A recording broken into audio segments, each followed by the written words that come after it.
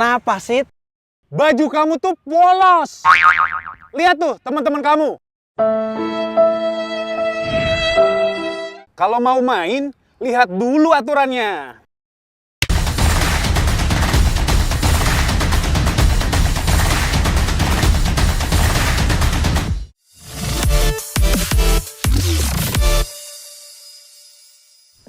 Assalamualaikum warahmatullahi wabarakatuh. Selamat menyaksikan dan selamat mendengarkan di podcast Tecu, podcast seputar cukai. Dan siang hari ini ya sudah hadir di sini. Kita nanti bakal sebelum nanti Tama kenalkan untuk narasumber siang hari ini. Kita akan ngobrol seputar bagaimana seputar bea cukai, terus apa itu cukai dan manfaatnya adanya cukai itu untuk apa, atau biasa dikenal atau terdengar dengan istilah DBHCHT. Nah, itu apa nanti kita bakal kupas tuntas di sini ya. Dan langsung saja kita kenalan untuk narasumber untuk siang hari ini. Yang pertama ada Pak Casnoyo. Selamat siang, Pak. Sehat ya, Pak ya? Selamat siang, Mas Tama. Alhamdulillah sehat, Mas Tama. Nah, Pak Casnoyo ini dari pelaksana pemeriksa pada KPPBC tipe Madya Pabean C Tegal gitu ya. Betul. Oke, tentunya juga di sini ada Bapak Asri Hermawan. Selamat siang, Pak. Sehat ya, Pak? Selamat siang, Mas Tama. Sehat selalu. Luar biasa nih, kayaknya habis pada lari-lari maraton ini keduanya nih ya. Kejar tayang. Iya, kejar tayang semua, Pak. Iya. Nah, Pak Asri Hermawan ini adalah asisten ekonomi dan pembangunan Seda Batang. Nah, oke. Jadi perlu kita ketahui bahwa yang namanya salah satu income atau pendapatan negara adalah pajak, terus juga ada cukai dan pendapatan-pendapatan yang lainnya. Nah, untuk kali ini kita bakal ngobrol seputar cukai dan juga DBHCHT atau dana bagi hasil cukai hasil tembakau gitu ya. Nah, banyak orang juga belum tahu apa sih cukai itu, terus bagaimana nanti apa-apa saja yang terkena yang dikenakan cukai. Nah, kita langsung tanya pada beliaunya Pak Casnoyo ya. Dan nanti juga selain itu bagaimana nanti daerah ataupun dana-dana atau hasil cukai itu digunakan untuk apa saja, nanti kita bakal bahas tuntas di kesempatan kali ini. Pak, untuk cukai sendiri pengertiannya apa nih, Pak, untuk masyarakat sendiri? Ya, mungkin selamat siang untuk masyarakat Kabupaten Batang ya. Selamat siang juga Pak Asri. Cukai itu sebenarnya dia pungutan negara, sama dengan pajak, cuman dia perbedaannya dengan pajak pada umumnya seperti mungkin kalau kita mengambil contoh mungkin pajak pertambahan nilai ya. Kalau PPN itu dikenakan terhadap hampir semua barang. Kalau cukai itu hanya dikenakan pada barang-barang tertentu saja yang mempunyai karakteristik tertentu yang ditetapkan dalam undang-undang cukai. Nah, apa sih karakteristiknya? Pertama adalah dia menimbulkan dampak negatif bagi masyarakat dan lingkungan hidup barang-barangnya. Kemudian yang kedua, peredarannya perlu diawasi, konsumsinya perlu dikendalikan. Nah, apa sih barang-barang yang dikenakan cukai ini? Kalau saat ini barang-barang yang dikenakan cukai ada 3, Mas Tama. Pertama adalah hasil tembakau. Hasil tembakau itu semua produk olahan dari tembakau. Kalau kita paling umum ya rokok itu salah satunya yang paling banyak ya. Walaupun produk tembakau itu nggak cuma rokok, banyak. Ada cerutu, ada kalau kita yang sudah mungkin kekinian seperti vape itu juga dari tembakau juga itu, Mas Tama. Iya. Nah, itu yang pertama hasil tembakau. Yang kedua ada minuman mengandung etil alkohol. Kalau kita biasa kenal miras, minuman keras. Iya. Miras itu bukan miras es batu ya. Iya, bukan. Miras minuman keras es batu gitu. Enggak, beda. Karena memang itu juga menimbulkan dampak negatif, juga dikenakan cukai. Itu yang kedua. Yang ketiga, bahan baku dari miras itu sendiri yaitu alkohol murni. Kalau kita sebut etil alkohol. Alkohol yang dapat diminum itu. Nah, berarti enggak semua barang itu kena cukai. Tadi tidak, Mas Tama. juga hanya tadi disebutkan beberapa barang yang itu menimbulkan efek negatif. Betul. Dan hasil olahan ya? Hasil olahan. Kalau tembakau hasil olahannya. Oh, untuk tembakau itu khusus yang khusus hasil olahannya. Kalau masih dalam bentuk daunnya itu enggak. Daunnya itu enggak ya? Iya. Oke, berarti misalnya kan dulu orang-orang tua bikin rokok itu pakai tembakau sendiri ngelinding itu enggak ya? Dan itu sebenarnya juga hasil tembakau, cuman karena itu dilinting sendiri untuk dikonsumsi sendiri, tidak Iya. dijual atau diedarkan diedarkan itu tidak kena cukai tidak Mas kena Tama. cukai. Ya. Oke, berarti kan banyak karena Tama juga punya teman orang Temanggung itu kalau berangkat ke pesantren dulu bawanya bukan bekal, bawanya tuh bako, Pak. Iya. Bako sak komplit yang lihat sendiri gitu. Oke. Nah, berarti kan tadi kalau misalnya barang-barang yang kena cukai itu kena pajak juga nggak, Pak? Kan antara pajak dan cukai itu beda ya? Betul. Oke. Selain kena cukai, beberapa di kebijakan sekarang itu ada namanya pajak rokok juga. Itu pajak yang dikenakan oleh pemerintah provinsi. Ada juga PPN hasil tembakau, Mas. Nah, mungkin 3 itu yang mungkin selama ini dikenakan terhadap barang-barang yang dikenakan cukai. Oke, berarti hanya itu aja, hanya misalnya tadi olahan tembakau sama alkohol itu, atau Iya. ada lagi nggak, Pak? Nah, yang terbaru itu sebenarnya sudah ada penambahan jenis barang yang dikenakan cukai. Yang terbaru itu minuman berbahan manis dalam kemasan. Minuman berbahan manis Dalam kemasan itu sudah disetujui DPR, cuman memang tahun ini pelaksanaannya belum dilaksanakan, menunggu aturan pelaksanaannya di lapangan.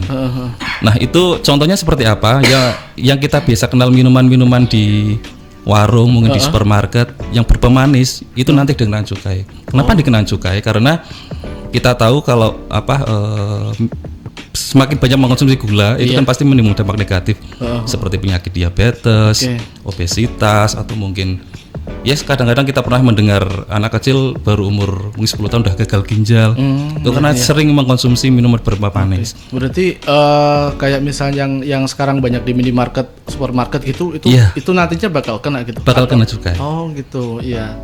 Karena memang seingat Tama sendiri untuk misalnya kayak hasil olahan tembakau kayak yang model liquid vape itu kan baru beberapa tahun belakangan ini saja kan ya. Awal-awalnya kan enggak gitu ya.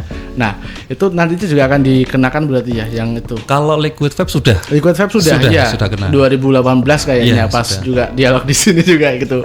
Nah, itu nanti kedepannya berarti minuman-minuman manis yang itu bakal semua balik dengan cukai. Nah, mungkin sebagai pengetahuan untuk masyarakat Kabupaten Batang, cukai ini sebenarnya bukan semata-mata pemerintah ingin mendapatkan penerimaan ya. Karena sebenarnya tujuan utamanya itu membatasi konsumsi maupun membatasi produksinya. Karena kita tahu kan tadi ada dampak negatifnya. Pemerintah inginnya masyarakat Indonesia ini konsumsi rokoknya itu turun, tidak naik terus. Makanya dikenakan cukai sehingga nanti harga jual dari barang yang dikenakan cukai tadi jadi naik. Oh, pantesan naik. Ya, makanya rokok pasti kan kalau kita perhatikan harganya pasti cenderung naik terus gitu ya, Mas Tama. Dengan tujuan biar orang itu tidak mudah untuk membeli rokok, apalagi anak-anak. Anak-anak itu, ya, itu yang kadang muncul anekdot itu kenapa rokok bisa larang? Iya soalnya ya itu anak-anak udah pada ngerokok jadi lebih mahal lagi gitu kan. Oh, ini makanya rokok mahal itu karena anak-anak udah pada ngerokok gitu. Oke. Tapi kalau dampaknya sendiri dari cukai sendiri melihat dengan peningkatan cukai itu atau peningkatan harga itu apakah dapat mengurangi konsumsi kita spesifik kepada rokok dulu ini selama ini ya? Sebenarnya kalau dilihat dari konsumsinya memang cenderung ada penurunan Mas Tama. Cuman memang ketika kita naikkan cukai rokok nanti ada peluang rokok-rokok ilegal ini masuk. Itu nanti yang tidak dikenakan cukai dan harganya cenderung murah, Mas. Cenderung murah. Tahu bisa dibilang rokok polos. Polos, iya. Nah, tanpa cukai itu. Oke. Nah, kita bakal bahas itu tentang peredaran, karena kita melihat sesuatu aturan itu biasanya tetap aja orang-orang itu banyak orang itu bisa mengakalinya itu dengan hal-hal yang unik-unik juga. Oke. Kita bakal bahas soal itu dan tetap terus di podcast Stay Tune.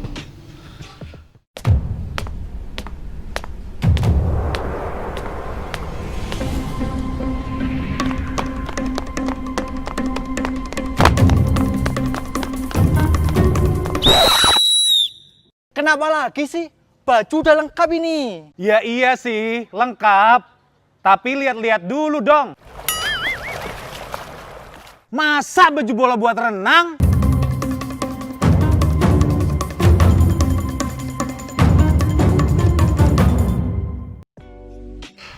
Balik lagi bareng sama Tama di podcast Tecu seputar edukasi cukai ya. Jadi kita sedang ngobrol tentang cukai, tentang barang-barang yang dikenakan cukai, terus kedepannya apa saja yang menjadi barang-barang yang bakal dikenakan cukai. Ini tadi sampaikan Mas Casnoyo juga bahwa itu bukan semata-mata negara ingin menarik sebanyak-banyaknya pendapatan ya, tetapi karena cukai ini dikenakan untuk produk-produk atau bahan-bahan yang menimbulkan dampak negatif. Nah, itu untuk menekan penggunaan agar tidak terlalu masyarakat agar tidak terlalu memakai bahan-bahan yang berakibat negatif khususnya pada kesehatan, termasuk tadi kayak tembakau dan juga alkohol, dan ke depan nanti ada minuman-minuman manis gitu ya. Oke. Kalau misalnya berarti khusus yang manis saja nih, Pak? Iya, baru minuman berpemanis dalam kemasan ya? yang udah dijual di warung-warung itu. Apapun jenis pemanisnya, baik itu yang berasal dari pemanis mungkin gula murni atau mungkin pemanis buatan. Oke, kalau misalnya ada teh tawar gitu, Kalau dia tidak mengandung pemanis, enggak? kan satu produk itu ada yang manis, ada yang less sugar, ada yang tawar. Itu satu produk itu kena semua atau hanya yang manis saja nih? Mestinya yang manis saja, Mas. Manis saja. Karena yang mengandung dampak negatif kan hanya yang manis tadi itu, Mas. Berarti walaupun satu produk tapi hanya kena satu. Iya, saja? betul. Oke. Nah, itu. Tadi sampaikan tentang rokok ya, rokok ilegal yang sekarang juga cukup banyak peredarannya. Berapa kali Tama tuh lihat ini rokok apa, kirain produk ini tetapi namanya beda gitu. Unik-unik namanya tuh, unik-unik Pak, hampir mirip. Sampai sampai bungkusnya tuh persis gitu loh. Oh, iya. Nah, itu gimana nih Mas dari Bea Cukai sendiri, Mas, untuk jadi memang kita menyadari ketika rokok itu harganya semakin naik, pasti nanti ada peluang orang akan membuat rokok-rokok yang ilegal ini, karena dia ketika ilegal tidak membayar cukai, jadi harganya cenderung lebih murah. Nah, bagaimana sih kita mengenali rokok-rokok yang ilegal ini? Pertama, kalau kita mau mengidentifikasi rokok ilegal itu biasanya nih, cuma tidak pakem ya, Mas Tama. Pertama, harganya pasti murah. Kenapa murah? Karena dia tidak membayar pajak. Betul. Ya kalau mungkin boleh kasih kisaran harga mungkin di bawah 10.000 biasanya, Mas Tama. Tapi tidak semua yang rokok murah itu pasti ilegal. Iya. Karena ada yang murah dan legal pun juga ada, Mas Tama. Iya betul. Itu yang sering jadi anekdot juga, kenapa hujan terus karena itu. Karena cukai itu memang tarif cukai itu berbeda-beda tergantung jenis golongan dan jenis rokoknya. Oh gitu, jadi Betul, nggak semuanya, misalnya antara rokok A, B, C itu sama semua pengenaan cukainya sama semua atau tidak? Oke, itu bedanya di mananya, Mbak? Ya, pertama mungkin kalau saya kelompokkan, rokok itu ada yang dibuat dengan mesin, ada yang dibuat dengan ngelinting pakai tangan. Iya. Itu biasanya kalau yang dibuat dengan mesin cenderung harganya lebih mahal. Oke. Tapi kalau dibuat dengan tangan itu cenderung relatif lebih murah, Mas Tama. Karena memang kalau mesin itu kita sebutnya sigaret kretek mesin SKM. Karena dia dibuat dengan mesin, sekali buat pasti langsung ribuan batang tercipta, Mas Tama. Tapi kalau menggunakan tangan itu palingan gitu ya. Sehari mungkin satu orang berapa linting aja, Mas Tama. Iya. Nah, karena cukai itu tadi difungsikan untuk mengendalikan produksi, ya yang pakai mesin itu yang kita kendalikan. Jangan sampai dia terlalu banyak juga memproduksi. Akhirnya kita kenakan tarif cukai yang lebih tinggi, Mas Tama. Nah, berbeda dengan yang dibuat dengan tangan, dia pasti tarif cukainya lebih rendah. Karena selain itu juga kalau yang dibuat dengan tangan kan kalau secara mungkin tenaga kerja dia lebih padat karya. Menyerap banyak tenaga kerja juga, Mas Tama. Makanya pabrik-pabrik yang menggunakan masih manual, masih pakai tangan, tarif cukainya cenderung relatif lebih rendah, Mas. Oke, jadi pertimbangannya adalah bagaimana cara produksinya ya. Iya. Untuk pengenaan tarif cukai itu Betul. sendiri ya. Itu tadi dari sisi harga, Mas Tama ya. Kalau kita mau mengenali rokok ilegal. Yang kedua, biasanya dia mereknya mirip-mirip dengan itu produk yang resmi. Betul.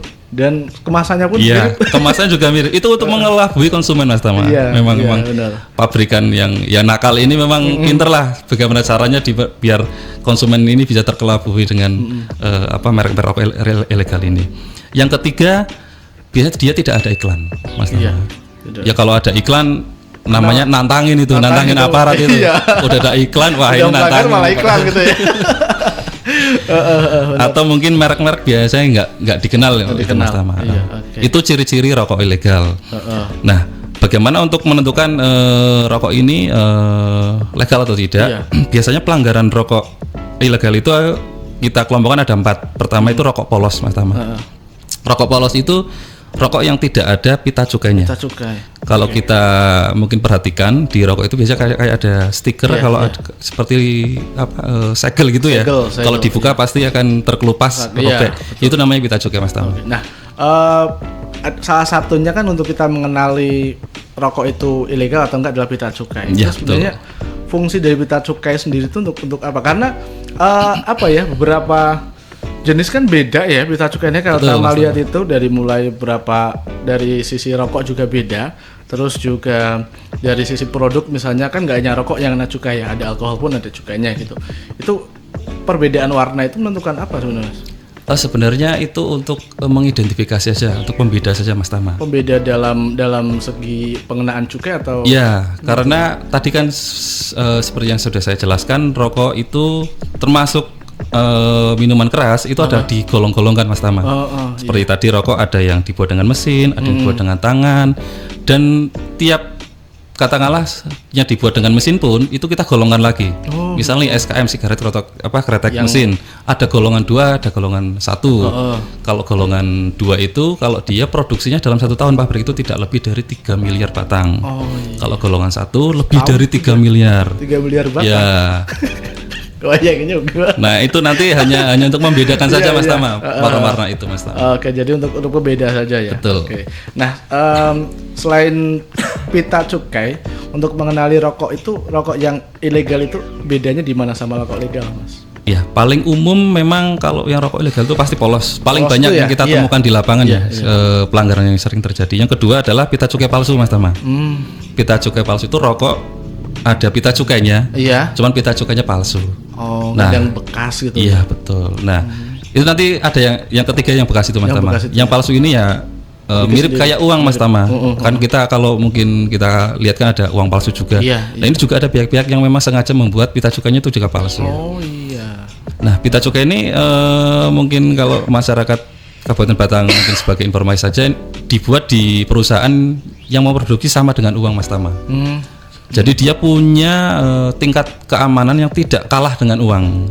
Jadi dia ada security-nya lah pokoknya. Jadi produsennya juga sama itu berarti apa? Produksinya sama, Peruri. Peruri itu ya? Iya, betul. Oh, gitu. Jadi ibaratnya itu salah satu yang lebih mudah dilihat masyarakat adalah dari pita cukai itu ya. Iya.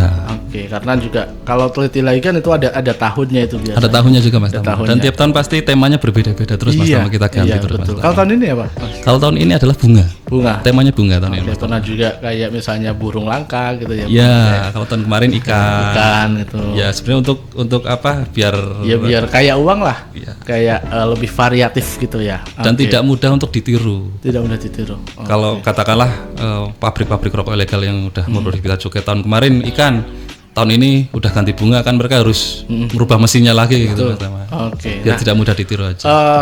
Dari sekian banyak kan sering menemukan untuk pelanggaran-pelanggaran itu ya. Sanksinya sendiri untuk bagi pelanggar ini, apakah hanya pelanggar atau pembeli juga kena sanksi sebenarnya, Mas? Sebenarnya harus sampai pembeli pun bisa kena. Bisa. Kena, Mas Tama. Cuman memang selama ini yang kita kenakan biasanya dari pabrik sampai yang paling banyak itu adalah pengecer sama distributor. Oh iya, Sellernya, Mas Tama. Dan yang paling dirugikan itu sebenarnya tempat penjualan eceran. Dia yang menampung rokok ilegalnya dijual ke masyarakat itu. kena Mas Tama. semua ya. Iya. Kalau pabrik kan dia pada saat memproduksi rokok ilegal paling selang 1 hari 2 hari pasti langsung didistribusikan. Nah, yang menyimpan lebih lama itu siapa ya? Ya, Penjual eceran itu. Penjual eceran itu. Dia yang biasanya kena operasi, kena sidak. Mungkin dari Satpol PP Kabupaten Batang ya, Pak. Dari Bea Cukai, Di Batang juga ya. ada ya. Oke. Kalau hukumannya sendiri atau ancamannya sendiri untuk jadi jangan main-main ini ya untuk masyarakat tentang rokok polos atau tanpa cukai ini, karena itu salah satu pelanggaran yang juga melanggar aturan dan ancamannya sendiri untuk hukumannya gimana? Kalau hukumannya sebenarnya tergantung tingkat pelanggarannya, Iya, variatif iya. ya. Tapi kisarnya kalau boleh saya mengambil kisaran, hukumannya itu ada hukuman pidana penjara mulai dari 1 tahun sampai dengan 10 tahun itu ada. Oke. Pidana denda. Dendanya itu sebesar nilai cukainya dari 1 sampai 20 kali nilai cukai. cukainya. Tapi nanti tergantung lihat pelanggarannya Mas. Iya, oke. Tapi yang apa artinya sudah diatur dalam aturan juga itu maksimalnya ya untuk hukuman maksimal. Jadi jangan coba-coba untuk membeli atau karena kalau semakin itu banyak membeli itu kan berarti dari penjualnya kan pengecernya juga akan semakin banyak dan itu akan semakin beredar luas gitu.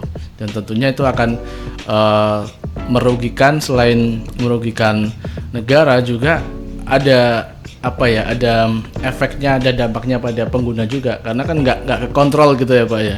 Kalau misalnya itu resmi kan pasti kekontrol dari sisi konsumsi dan sebagainya, produksinya gimana kan kontrol gitu ya. Oke, itu dan kita beri sejenak ya untuk nanti kita lanjutkan di podcast Stay Tune sekilas tentang edukasi cukai. Nonton bola, tiket bola, siapa mau nonton bola bang? Ada bola bang, tiketnya, mana tiket? Ya 100.000. Makasih ya. Wah, nggak bisa masuk ini. Kenapa lagi? Tiket udah ada. Tiket sih tiket, tapi cek dulu dong. Masa tiket bekas dipakai lagi?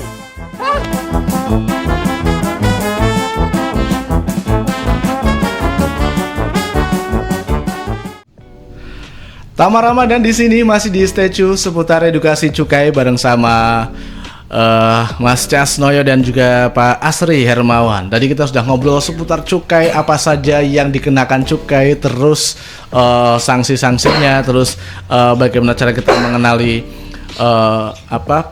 produk-produk yang seharusnya kena cukai tetapi tidak terdaftar ataupun bebas dari cukai. Itu perlu banget kita kenali karena itu juga menjamin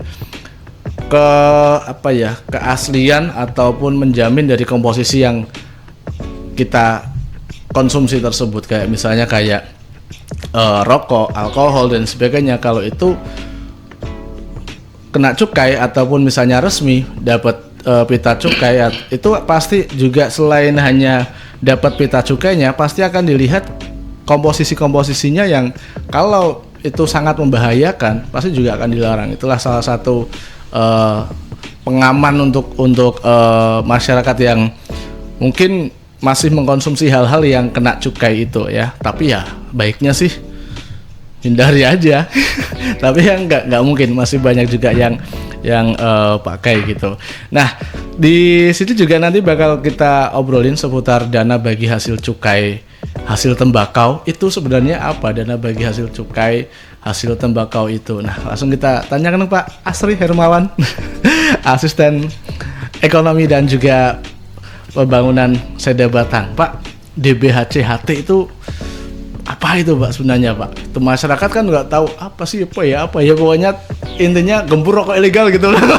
Karena kampanye yang paling getol kan itu. Monggo Pak Asri. Ya, terima kasih Mas Tama, Mas Noyo, masyarakat Batang yang kami cintai.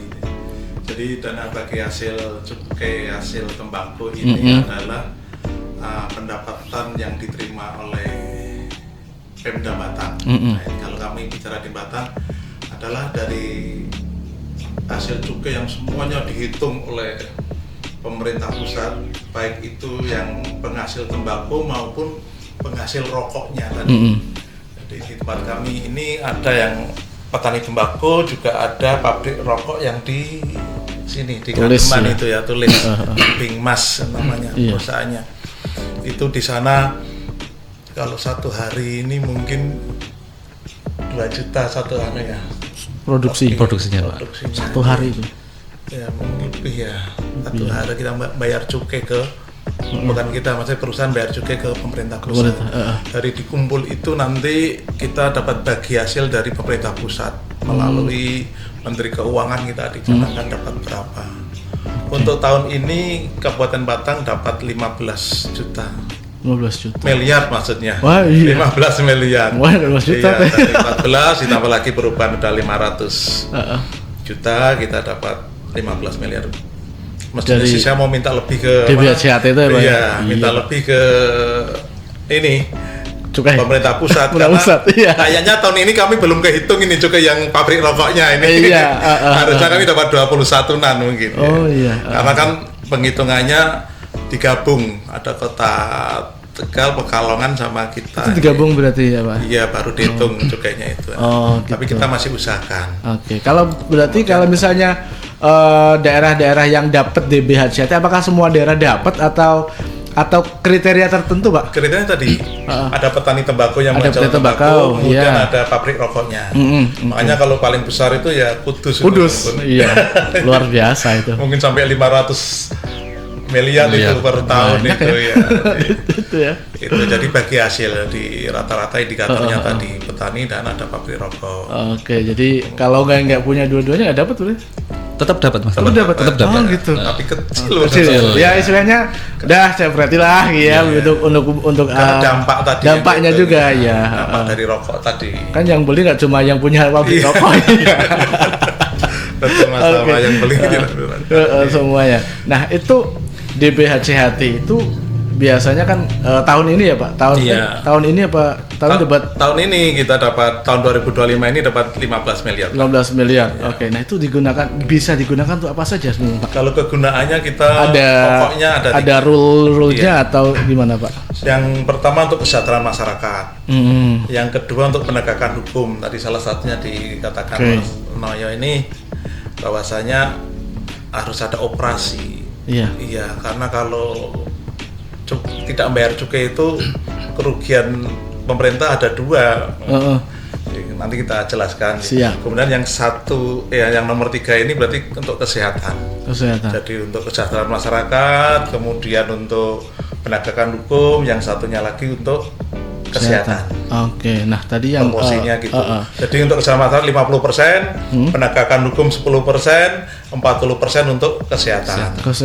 Dari dana yang kita dapat. Oke, nah itu berarti kan sudah dibagi persentasenya ya, Pak ya. Oke, kalau untuk yang contoh penggunanya sendiri, Pak, untuk yang kesejahteraan masyarakat itu gimana, Pak? Iya. Untuk kesejahteraan masyarakat ada BLT. Itu. Kemudian, itu berarti nanti masuk ke kas daerah atau misalnya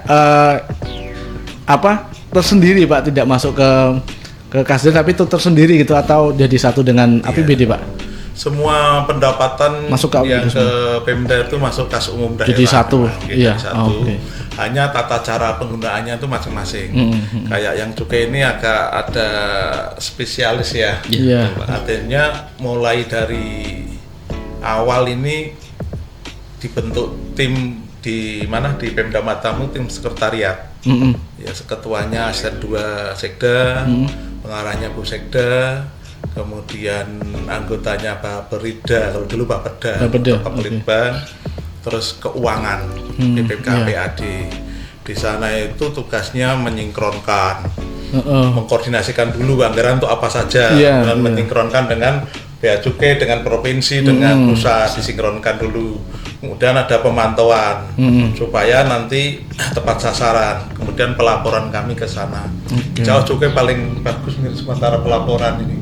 Karena tadi tugas kita selain ada pengawasan di Pemda, kami juga ada sendiri sinkronisasi terus program kegiatannya untuk apa saja. Oh iya, jadi terkontrol. Iya, untuk kesehatan masyarakat tadi BLT. Kemudian pelatihan kerja. Pelatihan kerja, kemudian untuk di lingkungan juga misalnya petani tembakau kita kasih untuk pengentasan kemiskinan, misalnya sekarang ada untuk pekerja rentan kita asuransikan. BLT jelas. Setiap bulan ada 300.000 ya, kali berapa bulan aja yang diterimakan. Pelatihan kerja ini bagus, kemarin Pak Bupati juga sempat undang cukai. Pelatihan itu sekarang fokus karena Pak Bupati sekarang ada program Daker dapat kerja. Kemarin kami di Limpung, Pak. Di Limpung ada sosialisasi ini. Kebetulan ada komisi 4 sekarang. Komisi 4 yang menangani tentang ini. Jadi program Bupati yang Daker ini bagus sekali untuk pengentasan kemiskinan. Karena sekarang dicanangkan 10.000 ya. Harus orang-orang pengangguran ini bisa terserap. Nah, ini pun kita arahkan ke sana. Salah satunya sekarang itu yang lagi banyak peminatnya ini perusahaan garment. Perusahaan garment. Iya. Kemudian kita dari Disnaker itu diminta untuk menyiapkan 1.500 orang yang nganggur untuk dilatih di LPK gratis. Satu orang 1 juta misalnya atau berapa. Dan itu semua menggunakan DPHCHT itu salah satunya. APBD bisa lah, DPHCHT ini oleh Pak Bupati yang tadinya untuk pelatihan yang lain-lain coba diarahkan ke yang garment dulu semuanya. Gitu, jadi ya, untuk ya. mendukung penunjang atau pendukung itu ya Pak ya. Tapi kesempatan di sana ada komisi 4 tadi. 4 iya. ya. Mestinya pengentasan kemiskinan ini tidak milik pemerintah. Pemda, eksekutif, legislatif pun juga tak senggol-senggol itu. Kemudian dari desa juga harus DD juga bisa sih sebenarnya. Misalnya begini. Kalau satu orang dilatih di LPK ini yang kita tunjuk yang sudah ada kerjasama dengan perusahaan. Iya, jadi langsung nyambung gitu ya. Enggak, ini dilatih sesuai standarnya, penempatannya bisa masuk. Sudah ada gitu tempatnya. Nah, bayangkan, coba kalau uang DD itu kayak juga diarahkan Pak Bupati ke cari penganggur di desa sana. 100 orang berarti kan 100 juta misalnya kan? Iya. Tidak anu. Lah sing ngeri lagi kalau aspirasi misalnya. Aspirasi kalau 400 juta misalnya dikasihkan itu satu orang misalnya atau 100 juta, dia sudah punya pemilih anak-anak muda itu 100 loh untuk bisa diambil. Orangnya oh ya bener Pak Asri. Iya, enggak usah. Ya salah satu menjaga konstituen juga Pak. Iya kan sana. Tapi program kita sinergis, artinya dapat kerja ini, program ini ditunjang dari berbagai sisi. Mungkin yang 10.000 berapa tahun ini dengan dari DD tadi, DD-nya desa ya, aspirasi yang Dewan, nggak usah beli apa-apa, beli yang ini, dari Pemda juga gencar, yang dari Pak Bupati misalnya mengarahkan ke tenaga kerja ngasih. Iya, jadi misalnya per desa itu per tahun 100, itu kan selesai itu untuk soal artinya tapi juga tapi juga jangan bukan asal terus mengentaskan keahlian, tapi benar-benar diberi kerja, artinya dilatih sesuai dengan kebutuhannya. Betul, gitu. Yang selama ini banyak Tama lihat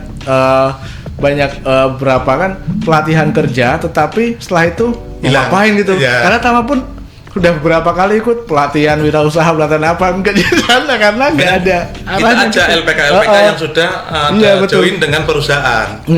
Jadi mereka itu butuhnya apa? LPK ini sudah ada join kan, tinggal kita arahkan ke sana aja. Mereka pun bisa langsung ke sana, enggak usah kita yang Iya. Jadi artinya kebutuhan dari perusahaan apa kita siapkan. Gitu. Lewat LPK itu LPK kita yang danai dari masing-masing. Betul. Oke. Nah, kalau untuk DPHCHT sendiri bisa nggak sih Pak, misalnya masyarakat biasa nih mengakses DPHCHT gitu, misalnya untuk program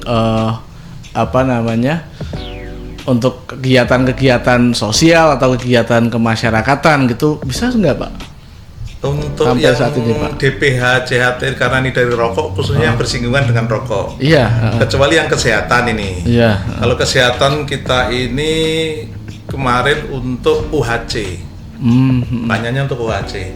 Jadi UHC ini Universal Health Coverage. Jadi masyarakat Batang yang belum bisa membayar iuran BPJS kesehatan ya, yang miskin dan sebagainya. Maksudnya yang miskin yang belum dapat kerja dan sebagainya. Iya. Itu di cover ya. Iya. Yang di bawah kemiskinan itu tercover oleh pemerintah Kabupaten Batang melalui dana-dana, salah satunya dari cukai ini. Karena kan dampak rokok salah satunya untuk mengganggu kesehatan. Kita arahkan ke sana. Makanya kemarin dapat tambahan lagi 500. Ternyata biasanya Puskesmas itu dapat DAK dari pusat, tidak dapat. Akhirnya untuk beli obat-obat di Puskesmas pakai cukai Pak. Tapi kita sinkronisasi dengan pusat diperbolehkan. Jadi kami aturannya ketat untuk cukai. Iya. Jadi nggak seperti kayak misalnya aspirasi untuk apa gitu. Iya. Beda ya. Khususon ini. Khusus, tapi ya. ada juga untuk jalan masyarakat tadi yang tadi disabilitas dapat tadi yang BLT itu ada kriterianya. Salah satu tadi orang disabel, orang lansia.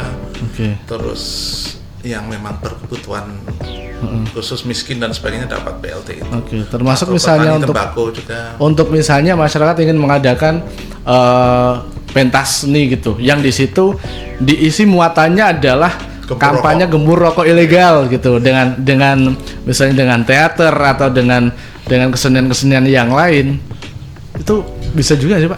Bisa juga, tapi gini, kemarin itu yang tahun kemarin itu masih bisa. Salah satunya saya ngadakan kegiatan fun run di Sigandu untuk maju pariwisata biar di sana. Kami salah sebagian kami minta cukai Pak ya untuk nambahi EO-nya karena tidak cukup event sebesar itu mungkin 500 jutaan. Kami hanya bisa nambahi 200, pokoknya aku nggak mau tahu Mas kalau Batang diadakan fun run karena lagi ngetren terus mengenalkan pariwisata Sigandu. Untuk tahun ini tidak bisa, Pak. Ya, kalau yang dulu-dulu undang itu undang artis, undang masa gitu ya. Itu poli ramai bisa. Di situ nanti arahan gembur rokok. Iya, tapi sekarang sudah tidak bisa. Memang ini Mas Tama, kenapa sekarang nggak bisa ya? Agak sebenarnya udah dari tahun-tahun sebelumnya sudah udah boleh kan sebelum tahun 2025 ini Pak. Cuman berdasarkan hasil evaluasi nih dari pemerintah pusat Mas Tama, memang kalau sosialisasi menggunakan massa besar seperti pentas seni ataupun itu mungkin ya pesannya tidak kurang tersampaikan. Sementara dari sisi anggaran menyedot dana yang cukup besar Mas Tama. Jadi impact-nya kurang maksimal gitu Pak. Begitu Mas Tama. Makanya mulai tahun 2025 ini untuk sosialisasi memang sudah sangat dibatasi hanya untuk yang tatap muka secara langsung dan maksimal untuk 50 peserta saja. 50 peserta, maksimal 50 peserta ya. Oke. Nah, sebelum kita ke jeda nih Pak, itu untuk di Kabupaten Batang sendiri untuk DBHCHT ini tiap tahun gimana nih Pak? Selalu naik atau pernah mengalami penurunan? Terus juga yang dirasakan dampaknya sampai saat ini gimana Pak? Mestinya naik terus kalau cukai. Karena tadi semakin banyak orang, semakin banyak pengguna rokok, semakin naik ya. Semakin, apalagi katanya sekarang anak-anak juga ngerokok ya. Iya. Terus jenis apanya itu cukainya pengenanya ada vape tadi kan. Iya. Akhirnya kita agak dapat tambah lah, berarti nambah setiap tahun meningkat nambah. Ya Pak. Setiap nambah. Mungkin kita kasih contoh rupiahnya mungkin. Iya. Mungkin Mas Tama gitu. Untuk bidang kesejahteraan kita ini ada 6 miliar sendiri, 6,6 miliar. Iya. Untuk bidang kesehatan tadi karena ada tambahan kita naikkan dari 7,76 miliar. Ya salah satunya tadi mudah-mudahan ini bisa naik ini. Kalau bisa naik karena UHC di tempat kita bayarnya kurang banyak ke BPJS Kesehatan. Kemarin 52 dari kita baru sekian toh. Berarti kita harus cari banyak untuk mengcover masyarakat Batang yang tadi yang tidak mampu kalau ke Puskesmas maupun rumah sakit bisa tercover. Pokoknya KTP Batang tercover. Tambahin Mas Yas. Tambahin. Tambahin yang banyak ya. Kalau penegakan hukum yang makin turun. Karena aturannya memang makin kenceng. Jadi memang selama ini benar-benar dirasakan manfaatnya nih pemirsa ya. Adanya dana bagi hasil cukai, hasil tembakau ini benar-benar dirasakan. Jadi tidak hanya langsung diberikan untuk Pemda, tapi itu pun ada kriteria ataupun ada pengalokasian khusus untuk hal-hal yang muaranya adalah untuk masyarakat, termasuk tadi untuk pelatihan kerja, untuk kesehatan, untuk mengcover masyarakat Batang yang belum bisa ikut BPJS gitu atau belum untuk kesehatan, untuk kesejahteraan masyarakat, semua karena kalau kita mengandalkan APBD sangat luar biasa kurangnya ya, tetapi ada supply khusus atau ada alokasi khusus dari DBHCHT itu ya. Jadi untuk bisa mengcover, dan ini juga di Batang cukup signifikan naiknya untuk beberapa nilai cukainya juga gitu. Nah, nanti di sesi setelah ini kita bakal lihat beberapa contoh rokok ilegal ya, dan juga rokok legal. Barangkali ini pemirsa, oh ternyata ini yang pernah saya beli ternyata ilegal gitu kan. Nah, itu efeknya nanti akan dijelaskan oleh Mas Sasnoyo. Tetap di podcast Stay Tune.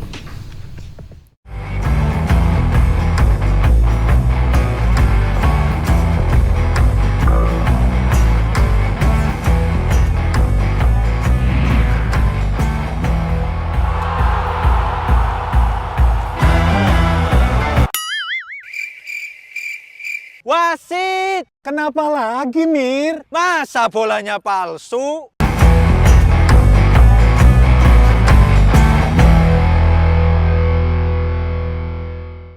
Podcast Tecu seputar edukasi cukai bareng sama Tama Ramadan. Nah, tadi kita sudah mendengar bagaimana paparan dari Pak Asri tentang penggunaan ataupun manfaat dari DBHCHT, dana bagi hasil cukai hasil tembakau. Ini ngapalinnya susah loh, panjang gitu ya. Nah, bagaimana dampaknya atau manfaatnya untuk masyarakat Kabupaten Batang khususnya. Sekarang kita pengen tahu nih Mas Cas, untuk perbedaan apa? Tadi sampaikan berapa rokok yang tanpa cukai, rokok polos atau rokok yang gimana yang karena kita nggak bawa yang lain, kita bawanya rokok ini ya. Bisa dijelaskan Mas? Oh iya. Mungkin saya ambil contoh dulu Mas Tama. Oke. Nah, ini dia, kita bakal lihat nih ya. Barangkali yang biasa para kaum apa ya, bisa bilang ahli hisab ya. Oh, ternyata yang pernah saya beli, yang pernah saya rokok itu ini pantesan murah gitu kan ya. Iya, Mas Tama.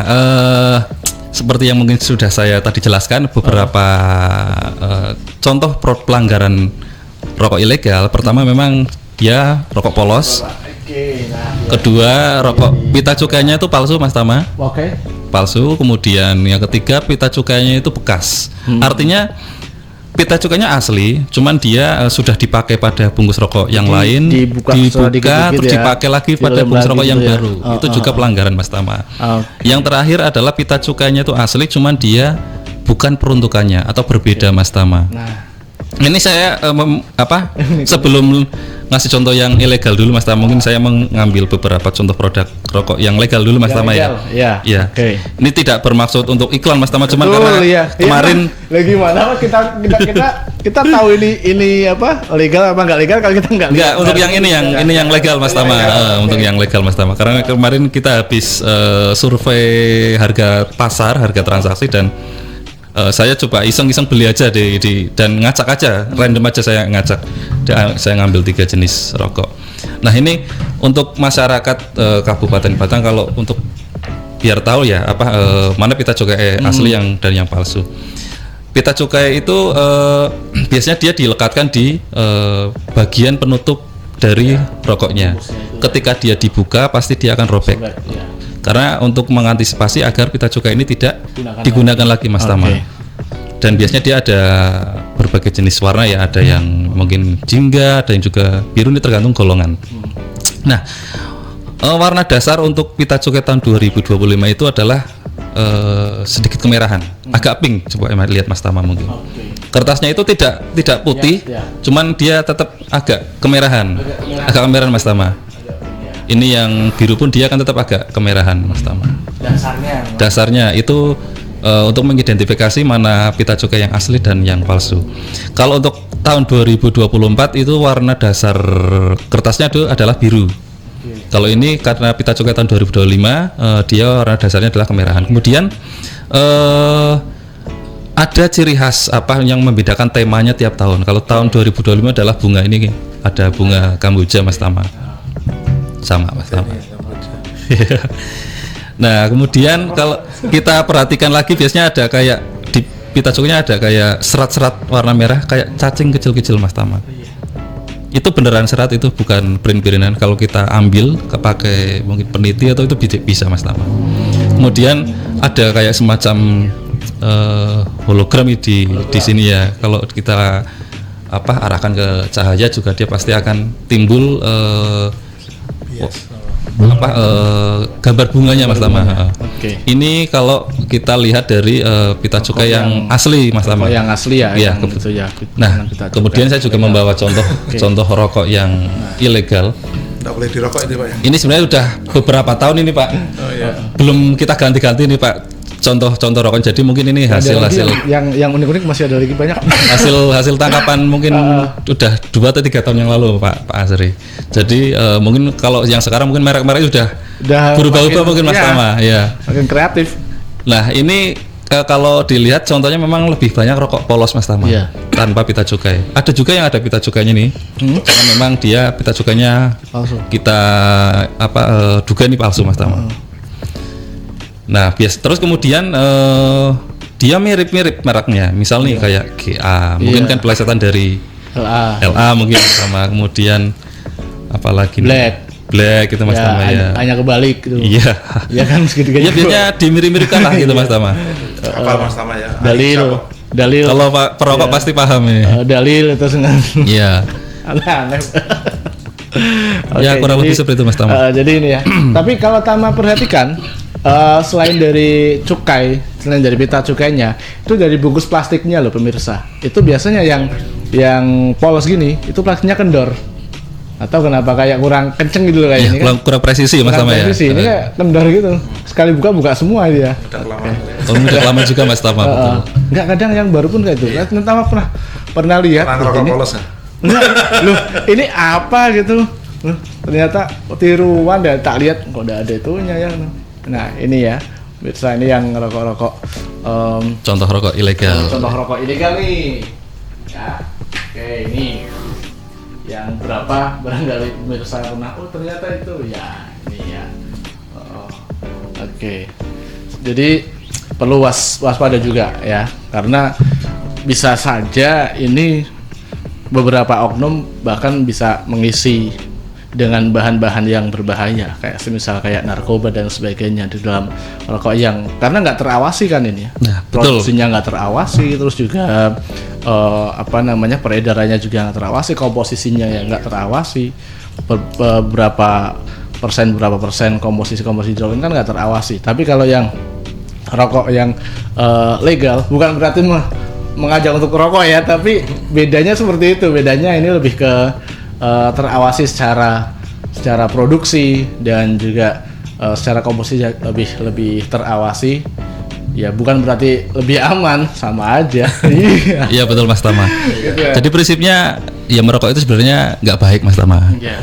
Cuman nggak baik lagi kalau merokoknya yang ilegal. Kenapa kok merugikan sih Mas Tama kalau merokok yang ilegal? Pertama dia melanggar peraturan Mas Tama. Pastikan mungkin seperti yang tadi saya sudah sampaikan, kalau kedapatan menjual atau mungkin kedapatan dia membawa, menyimpan, memproduksi, Produksi itu bikin iklan. menyerahkan itu Iya. itu juga kena Iya. ada ancaman pidananya Mas Tama. Kalau yang disampaikan di awal itu. ya, ini mungkin saya sedikit sampaikan ancaman pidananya. Kalau rokok polos itu ancaman pidananya pidana penjara 1 sampai 5 tahun Oke. dan atau dendanya itu 2 kali sampai 10 nilai cukainya Mas Tama. Kalau pita cukai palsu itu pidana penjaranya 1 sampai 8 tahun ancamannya. Kemudian pidana dendanya 10 sampai 20 kali nilai cukai. Kalau menggunakan pita cukai bekas, pidana penjaranya 1 sampai 8 tahun juga dan ada ancaman pidananya denda 10 sampai 20 kali nilai cukai. Kalau pita cukai berbeda 1 sampai 5 tahun penjara dan pidana denda 1 sampai 10 kali nilai cukai. Itu secara aturan Iya. melanggar. Nah, kemudian yang kedua negara pasti rugi Mas Tama. Karena kalau rokok ilegal kan nggak bayar pajak Mas. Iya, Akhirnya kan negara kan tidak mendapatkan pajaknya dan pasti kita tahu pajak kan untuk pembangunan Mas Tama. Iya. Oke. Tadi yang saya bilang ada 2 hal yang kita dirugikan tadi. Satu, dampaknya ke masyarakat kita, kesehatannya terganggu. Tapi karena pendapatan tidak masuk tadi, kami juga tidak bisa bayar orang ini kena dampak tadi ya kayak tadi bayar apa tapi bayar. Iya. Dan bisa lagi yang lain, kami juga tidak bisa ngasih orang-orang yang tidak dapat kerja untuk berlatih karena di sini pun kami ada 1,1 miliar untuk ini pelatihan kerja tahun ini sudah untuk tahun ini untuk dampaknya saya suka bayar pajak, mengganggu orang, kita tidak dapat bagian dari Mas. Iya. Nanya lagi ya dari cukai ini. Ya, gitu. Dan rokok ilegal ini Mas Tama apa? Dia betul seperti yang Mas Tama tadi sampaikan, dia tidak ada uji labnya Mas Nah Tama. itu yang bahaya tuh di situnya sebelum Iya. Posisinya bener. Betul. Ya kalau kita lihat kan kalau rokok-rokok yang legal pun dia pasti kan akan mencantumkan kadar nikotinnya berapa Iya. miligram, tarnya berapa miligram. Itu pun sebenarnya berbahaya bagi tubuh. Cuman memang sudah dikontrol dalam batas yang tidak dalam batas wajar lah untuk wajar, diterima sama tubuh kita. ya. Nah, bagaimana dengan rokok ilegal ini tidak pernah ada uji labnya, dan kalau mungkin ada nanti kenapa-napa sama konsumen, kita mau mengadunya ke siapa? Kita nggak tahu pabriknya di mana, Mas Iya, Tama. betul. Kalau rokok legal kan tahu ini pabriknya siapa, jadi kita mau komplain juga bisa lah, jelas lah. Kalau rokok yang legal, Mas Tama. Oke, kayaknya cukup ya untuk dialog kali ini, untuk podcast kali ini di podcast itu seputar edukasi cukai. Jadi apapun itu, cukai itu salah satu sumber pendapatan negara gitu. Terus yang kedua adalah bagaimana kita sebagai masyarakat harus pandai-pandai memilih produk-produk yang itu sebenarnya berbahaya, tetapi karena sudah ada pengawasan ataupun ada cukainya, itu agak terkontrol dalam batas wajar. Tapi kalau kita menggunakan sesuatu hal yang ilegal, termasuk kayak rokok tanpa cukai atau rokok ilegal, itu tidak dalam pengawasannya nggak ada, komposisinya, produksinya nggak ada pengawasan, itu sangat membahayakan bagi diri kita sendiri, dan juga tentu membahayakan bagi negara juga, karena negara tidak ada pemasukan, yang pemasukan itu nanti akan dikonversi menjadi beberapa untuk pembangunan, untuk kesejahteraan masyarakat, untuk kesehatan masyarakat juga. Jadi yang namanya ilegal itu emang ya jadi lawan tersendiri ya untuk kita. Apapun kalau legal itu nggak baik lah ya, apapun itu. Jadi mungkin terakhir sebelum kita tutup, Pak, singkat saja harapan ke depan gimana, Pak, untuk DPH CHT di Kabupaten Batang sendiri, Pak? Harapan kami untuk DPH CHT ini, kami dapat pembagian yang sesuai dengan apa yang ada di tempat kita, sehingga kami bisa membantu. Memang dilematis ya, dapat banyak juga rokok, tapi yang jelas dengan pendapatan dari cukai ini kami bisa banyak membantu orang di bidang kesehatan, di bidang untuk pencarian tenaga kerja, juga orang-orang lansia, orang miskin yang dapat bantuan langsung. Oke gitu. Jadi Mas Casnoyo sendiri harapan ke depan gimana nih, Mas? Mungkin untuk masyarakat Batang pada umumnya ya, kami menyarankan jangan mengkonsumsi rokok ilegal, karena tadi ada dampak negatifnya baik bagi kesehatan maupun bagi pemerintah. Nah, kalau masyarakat ada yang mendapati kok ada ciri-ciri yang mirip rokok ilegal tadi, kita membuka saluran pengaduan, Mas Tama, di WhatsApp. Nomornya mungkin bisa dicatat 0811 2888 521. Itu ke kantor Bea Cukai Tegal. Nah, setiap informasi yang masuk pasti akan kita proses dan akan kita jamin kerahasiaan dari pelapor. Oke, gitu. Jadi intinya adalah yuk bareng-bareng kita Rokok ilegal. jauhi, kita Gembur rokok ilegal, Mas Tama. ilegal atau apapun yang ilegal semuanya, nggak hanya rokok, semuanya ilegal. Tentu itu sangat bisa pengaruh buruk pada diri kita, pada pemerintah, pada pemerintahan, dan juga tentunya nanti muaranya adalah pembangunan yang kurang bisa berjalan dengan baik ya. Terima kasih Pak Asri Hermawan dari Asisten Ekonomi dan Pembangunan Setda Batang, dan juga Mas Casnoyo, pelaksana pemeriksa pada KPPBC tipe Madya Pabean C Tegal, atas waktunya kali Sama-sama, ini. Mas Tama. Terima kasih juga untuk para pemirsa yang sudah menyaksikan podcast Tecu kali ini seputar edukasi cukai. Saya Tama Ramadan pamit. Bye.